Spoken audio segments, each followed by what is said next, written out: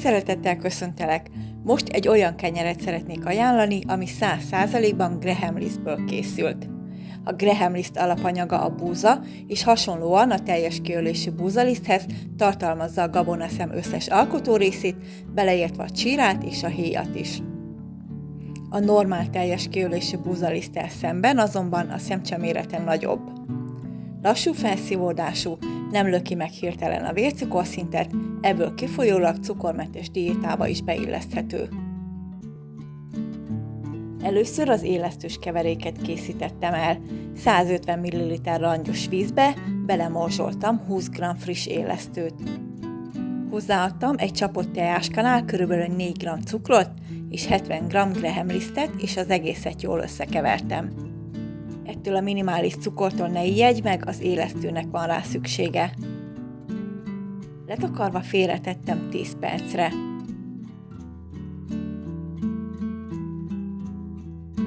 ...350 g Graham Listet beleszitáltam egy tálba.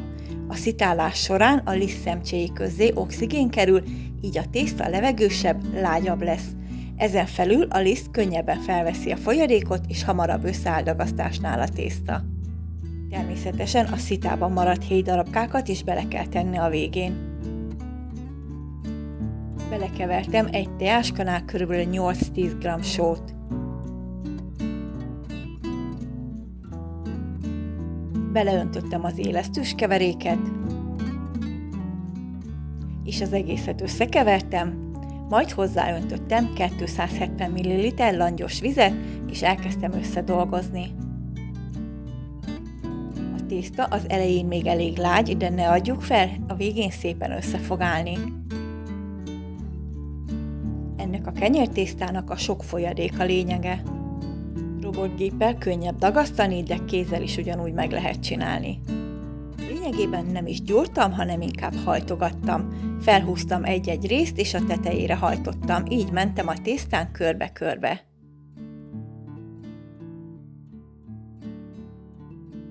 Ezt végezhetjük kézzel vagy habkártyával is, kinek melyik szimpatikusabb.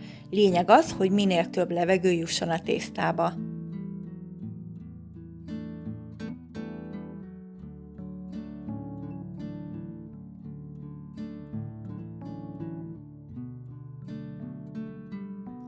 Amikor a tészta összeállt, letakartam, és meleg helyen 1 órán át a duplájára kelesztettem.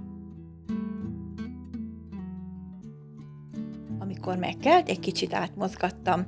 Érdemes a kezünket megkenni egy kis olajjal, hogy ne tapadjon hozzá a tészta.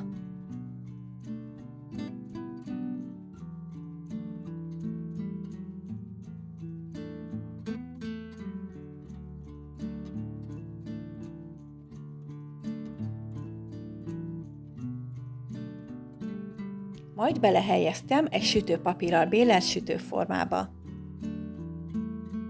Jól elegyengedtem a formában a masszát, és letakarva ismét kelesztettem 1 órán keresztül. Mielőtt behelyeztem a sütőbe, egy kicsit bevizeztem a tetejét, és magvakat szórtam rá.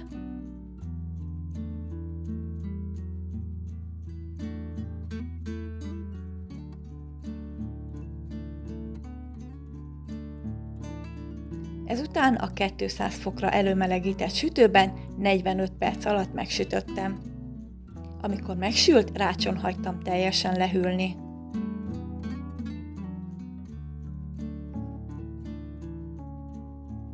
Nagyon finom, levegős, puha kenyér lett.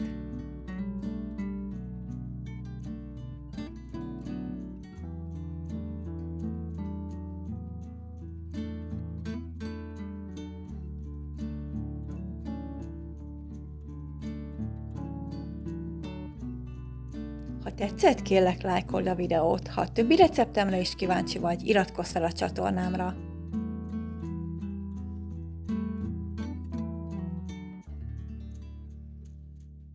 Köszönöm, hogy velem tartottál, legyen szép napod!